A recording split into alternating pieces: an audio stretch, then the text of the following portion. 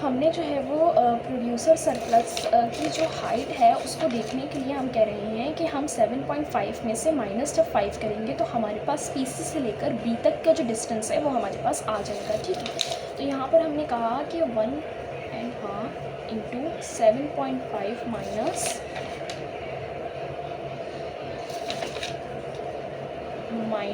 5। ठीक है, अच्छा उसके बाद अब ब्रेथ निकालने के लिए ब्रेथ हमने कहा कि यहाँ पर ब्रेथ किसकी इक्वल है, ब्रेथ हमारे पास इक्वल है पी सी से लेकर ई की। ठीक है, तो यहाँ पर जो है ना वो क्यू एस क्यू डी और पी टू को निकालना हमारे पास ज़रूरी है। ठीक है, तो जिस तरह से हमने पीछे निकाला था ना क्यू एस क्यू डी और पी टू, उसी तरह से हम यहाँ पर भी निकालेंगे।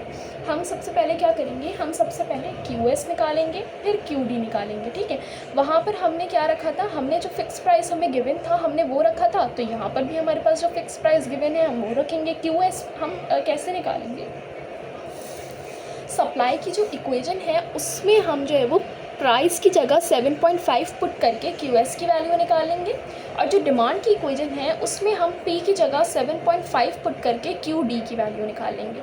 उसके बाद हमने क्वेश्चन नंबर 2 में जो है वो हमने निकाली थी P2 की वैल्यू। किस तरह से हमने निकाली थी कि QD की वैल्यू को हमने जो है वो सप्लाई की इक्वेशन में रखा था Q की जगह, और फिर हमने वहाँ से P2 की वैल्यू निकाली थी। अब हम यहाँ पर क्या करेंगे, अब हम यहाँ पर QS की वैल्यू को रखेंगे डिमांड की जो हमारे पास इक्वेशन है इसमें, Q की जगह रखेंगे QS की वैल्यू और इधर से हम निकाल लेंगे P2। ठीक हो गया, तो यहाँ पर मैं निकाल नहीं रही हूँ बल्कि यहाँ पर जो है वो मैं डायरेक्ट यहाँ पर लिख देती हूँ कि मेरे पास QS की क्या वैल्यू है,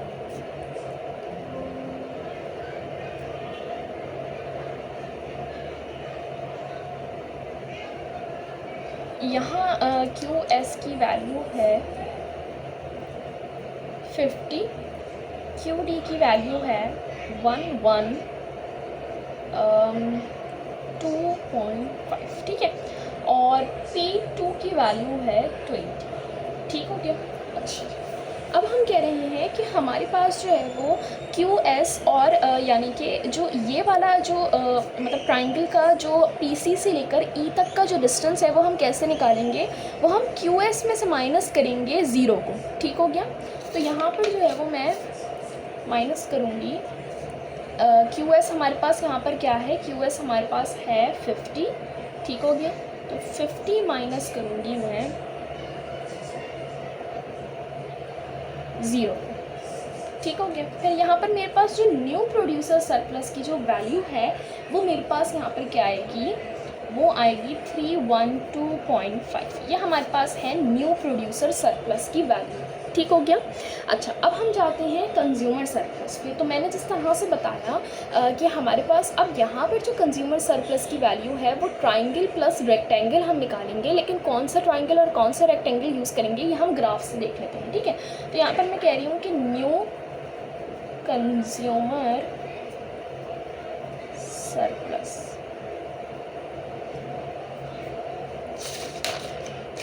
इसको हाईलाइट हम कर लेते हैं किसी मार्कर से।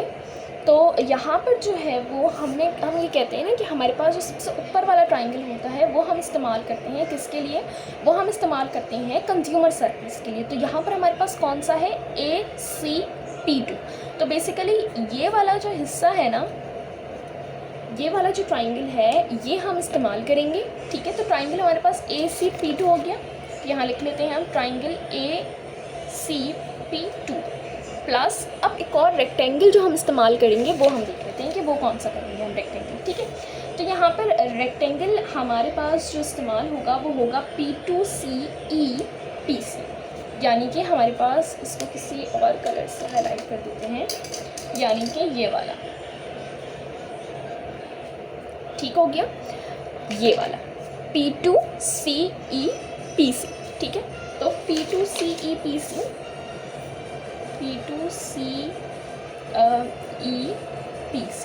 ठीक। ट्राइंगल निकालने का वही फॉर्मूला है, हाफ हाइट इनटू ब्रेथ, और हमें इसका पता है कि इसका फॉर्मूला हमारे पास है लेंथ इनटू ब्रेथ। ठीक हो गया। अच्छा जी, तो सबसे पहले ट्राइंगल की हाइट देख लेते हैं। तो ट्राइंगल की हाइट हमारे पास जो है वो ए से लेकर P2 तक का जो डिस्टेंस है वो ट्राइंगल की हाइट है, यानी कि 30 में से हम जब माइनस करेंगे P2 की हमारे पास क्या वैल्यू है, 20 वैल्यू है। तो 30 में से जब हम 20 को माइनस करेंगे तो ए से लेकर P2 के जो दरमियान का डिस्टेंस है वो हमारे पास मिल जाएगा और वही हमारी हाइट है। तो हम कहेंगे यहाँ पर हाफ 30 माइनस 20, ठीक है।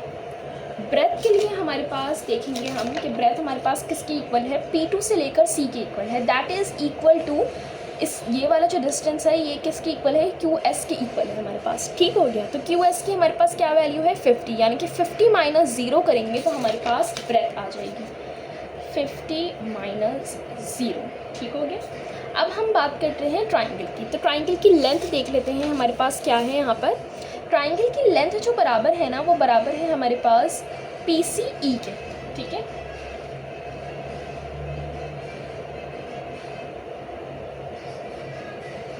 अच्छा, ट्राइंगल की लेंथ हम कह रहे हैं कि हमारे पास बराबर है PC से लेकर E तक का जो डिस्टेंस है ना ये हमारी क्या है, ट्राइंगल की लेंथ है। और ये किसकी इक्वल है, ये QS की इक्वल है। QS की वैल्यू क्या है हमारे पास 50, यानी कि 50 माइनस 0 करेंगे तो हमारे पास जो है वो ट्राइंगल मैंने बोल दिया गलती से, लेकिन रेक्टेंगल की मैं बात कर रही थी, ठीक है, मतलब इस वाले रेक्टेंगल की बात कर रही थी, ठीक है। उसके बाद ब्रेथ की हमारे पास क्या वैल्यू है, ब्रेथ हमारे पास किसकी यहाँ पर इक्वल होगी,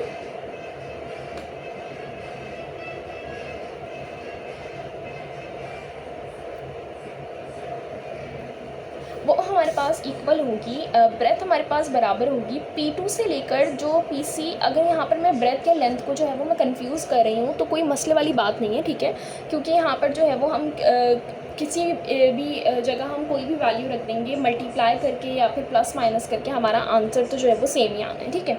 तो यहाँ पर मैं इसको ब्रेथ कह रही हूँ, मैंने इसको लेंथ कहा, वैसे लेंथ ये होनी चाहिए, ब्रेथ ये होनी चाहिए, खैर कोई मसले वाली बात नहीं, ठीक है। तो यहाँ पर अब इसको लेंथ कह लेते हैं, करेक्ट कर लेती हूँ। पहले हमने जो लिखी वो ब्रेथ लिखी, तो लेंथ की हम बात कर लेते हैं। लेंथ जो बराबर है वो P2 से लेकर PC का जो डिस्टेंस है ना उसके बराबर है, यानी कि P2 की वैल्यू हमारे पास क्या है 20, तो 20 माइनस 7.5 करेंगे तो हमारे पास क्या आ जाएगी, लेंथ आ जाएगी। 20 माइनस 7.5 करेंगे तो हमारे पास लेंथ आ जाएगी। इन सबको जब हम जो है वो कैलकुलेट करेंगे तो न्यू कंज्यूमर सरप्लस की जो वैल्यू हमारे पास आएगी वो आएगी 875, ठीक हो गया। अच्छा, अब उसके बाद हम बात कर लेते हैं, क्योंकि अब हमारे पास जो है वो पॉइंट नंबर 4 में हमें डेथ वेट लॉस भी निकालने का कहा है और कह रहे हैं शॉर्टेज या सरप्लस निकालें। तो मैंने पिछली वीडियो में बताया था कि जहाँ पर प्राइस फ्लोरिंग की बात आती है ना तो वहाँ पर हम निकालते हैं सरप्लस, लेकिन जहाँ पर प्राइस सीलिंग की बात आती है तो वहाँ पर हम निकालते हैं शॉर्टेज, ठीक है। तो डेथ वेट लॉस हमने पिछली दफ़ा हमने क्या कहा था कि डेथ वेट लॉस जो है वो किसके इक्वल है, वो हमारे पास जो है वो इस वाले ट्राइंगल के इक्वल है, ठीक हो गया। तो ये हमारे पास क्या है, ये हमारे पास है डेथ वेट लॉस, यानी कि CE'। तो यहाँ पर हमने डेथ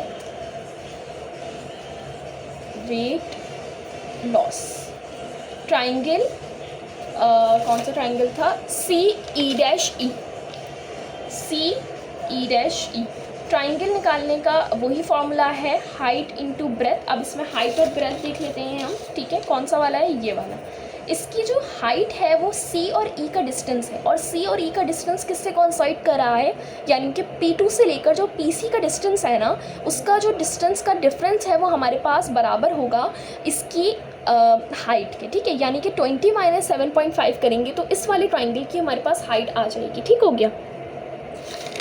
तो यहाँ पर मैंने कहा हाफ 20 माइनस क्या है 20 माइनस 7.5 और ब्रेथ की अगर बात की जाए तो ब्रेथ हमारे पास क्या है, ब्रेथ हमारे पास यहाँ से लेकर यहाँ तक का डिस्टेंस है जो कि हमारे पास QS और QE के बराबर है।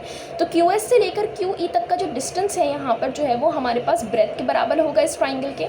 तो हमारे पास QE की वैल्यू हमारे पास क्या है 77.795 और QS की वैल्यू हमारे पास 50 है। तो 77.795 में से जब 50 को माइनस करेंगे तो हमारे पास ये वाला डिस्टेंस आ जाएगा।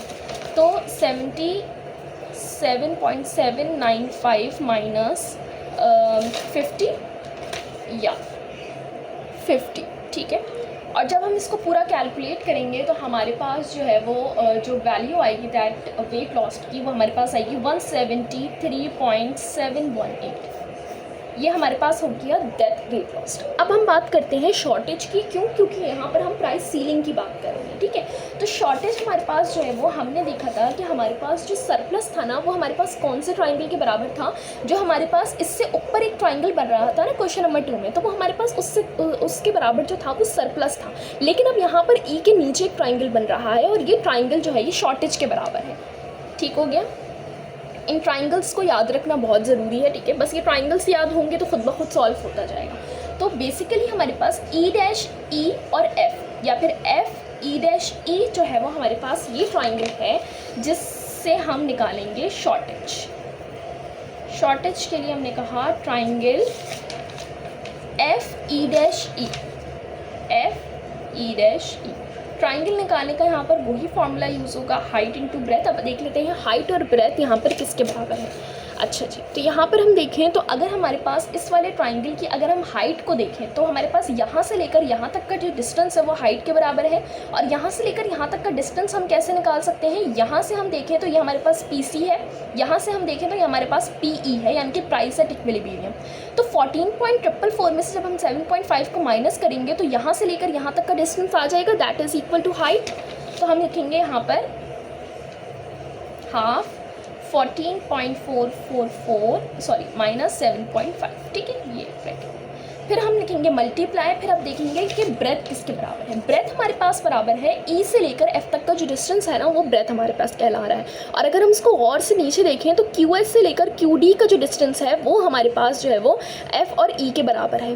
तो हम यहाँ पर क्या करेंगे, क्यू डी में से हम माइनस करेंगे क्यू एस को, तो यानी कि हम 112.5 में से हम माइनस करेंगे किसको, 50 को। तो यहाँ पर मैं कह रही हूँ 112.5 माइनस 50, ठीक हो गया।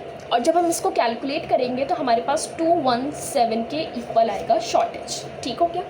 तो हमने जो है वो क्वेश्चन नंबर 3 में जो है वो हमने देखा, हमने कौन कौन से कॉन्सेप्ट्स देखे। हमने ये देखा कि हमें कैसे आइडेंटिफाई करना है हमें कैसे आइडेंटिफाई करना है कि आइदर ये जो फिक्स प्राइस की वैल्यू है ये हमारे पास प्राइस फ्लोरिंग की दी हुई है या प्राइस सीलिंग की दी हुई है, ठीक है। हमने ये देखा। फिर हमने देखा कि डेथ वेट लॉस हम कैसे निकालते हैं, ये क्वेश्चन नंबर 2 में हमने देखा। फिर क्वेश्चन नंबर 2 में हमने देखा कि हम सरप्लस कैसे निकालते हैं। और फिर हमने ये भी बात करी कि जहाँ प्राइस फ्लोरिंग की बात होगी वहाँ शॉर्टेज की नहीं बल्कि सरप्लस निकाला जाएगा। फिर हमने क्वेश्चन नंबर 3 में हमने जो है वो सारी चीज़ें वही निकाली, सिर्फ एक्स्ट्रा एक चीज़ क्या निकाली, हमने शॉर्टेज निकाला सरप्लस की जगह। क्योंकि हमने यहाँ पर कहा कि जहाँ प्राइस सीलिंग की बात होगी वहाँ पर सरप्लस की बात नहीं होगी, वहाँ पर शॉर्टेज की बात होगी। तो अगर असाइनमेंट के क्वेश्चन नंबर 2 या 3 में अगर गौर से देखा जाए ना, तो जहाँ पर शॉर्टेज और सरप्लस जो है वो वर्ड्स लिखे हुए हैं ना, उनके दरमियान और का वर्ड यूज़ किया गया है। और हमें पता है कि इंग्लिश में और का वर्ड जो होता है उसके क्या मायने होते हैं, उसके मायने और उर्दू वाले और के नहीं होते बल्कि उर्दू वाले या के होते हैं कि या तो सरप्लस निकालें या तो शॉर्टेज निकालें। मतलब उन्होंने हमें कंफ्यूज करने के लिए दोनों चीज़ें वहाँ लिखी हुई हैं, क्योंकि वो इस चीज़ को वहाँ पर डिफ़ाइन नहीं कर रहे कि यहाँ पर प्राइस फ्लोरिंग की बात हो रही है या प्राइस सीलिंग की बात हो रही है। ये हमें अपने कॉन्सेप्ट्स को यूज़ करते हुए इंडिकेट करना है सबसे पहले। फिर उस इंडिकेशन के बाद हमने अपनी प्राइस एट इक्विलिब्रियम और फिक्स प्राइस को कंपेयर करने के बाद हमने डिसाइड करना है कि यहाँ पर हम प्राइस फ्लोरिंग का कॉन्सेप्ट यूज़ करेंगे या प्राइस सीलिंग का, और जहाँ पर जो कॉन्सेप्ट यूज़ होगा उसके मुताबिक हम सरप्लस या शॉर्टेज को हम निकालेंगे, ठीक है। किसी भी सवाल में ये दोनों चीज़ें नहीं निकल सकती। हाँ, उस सवाल में ये दोनों चीज़ें निकल सकती हैं कि जब हमारे पास जो है वो प्राइस फ्लोरिंग या प्राइस सीलिंग दोनों की जो है वो हमारे पास जो है वो वैल्यू एक ही सवाल में दी हुई हो। लेकिन मुझे नहीं लगता कि मिस इतना मुश्किल सवाल देंगी, ठीक है। तो मैं ये सिर्फ अपनी एजम्पशन से बोल रही हूँ, ठीक हो गया। अच्छा जी, तो हमने जो है वो सबसे पहले जो हमने ग्राफ देखे, हमने उसके बाद ये असाइनमेंट के 3 क्वेश्चंस देखे। असाइनमेंट के मैंने पार्ट जो क्वेश्चन नंबर 1 का पार्ट ए और बी था उसके मैंने कहा था कि मैं आंसर्स शेयर कर दूंगी ताकि वो जो आप क्वेश्चन है वो खुद सॉल्व करके आंसर्स मैच कर लें। तो उसके जो है वो मैं आंसर्स शेयर कर दूँगी। बाकी इसके जो मैंने आंसर्स हैं, जो मैंने डायरेक्ट बता दिए हैं इस वाली वीडियो में, क्योंकि मैंने क्वेश्चन नंबर 2 में ये सब जो है वो कैलकुलेट करवाया है, इसीलिए मैंने यहाँ पर ज़रूरत नहीं समझी कि मैं दोबारा यहाँ पर कैलकुलेशन करवाऊँ। इसीलिए मैंने QS और QD वाला जो है वो मैंने दोबारा यहाँ पर जो है वो कैलकुलेट नहीं करवाया। उसके अलावा एक और चीज़ यहाँ पर अहम समझने वाली है कि जो QS है और QD का जो एक कॉन्सेप्ट है ना ग्राफ में, कि क्वेश्चन नंबर 2 में जब प्राइस फ्लोरिंग की बात की जा रही थी तो पहला पॉइंट हम QD कह रहे थे और दूसरा पॉइंट हम QS कह रहे थे, और QD और QS की वैल्यू निकालने के बाद जब हम P2 की वैल्यू निकालने जा रहे थे तो QD की वैल्यू जो है वो हम सप्लाई की इक्वेशन में जो है वो, अच्छा तो हम कह रहे हैं कि हमने क्या कहा कि हमने जो है फिर वहाँ पर जो P2 की वैल्यू निकाली थी वो ऐसे निकाली थी क्वेश्चन नंबर 2 में, जहाँ प्राइस फ्लोरिंग की बात करी थी हमने, वहाँ पर हमने जो है वो QD की वैल्यू को हमने सप्लाई की इक्वेशन में Q की जगह पुट किया था और वहाँ से हमने P2 की वैल्यू निकाल ली थी। ठीक हो गया।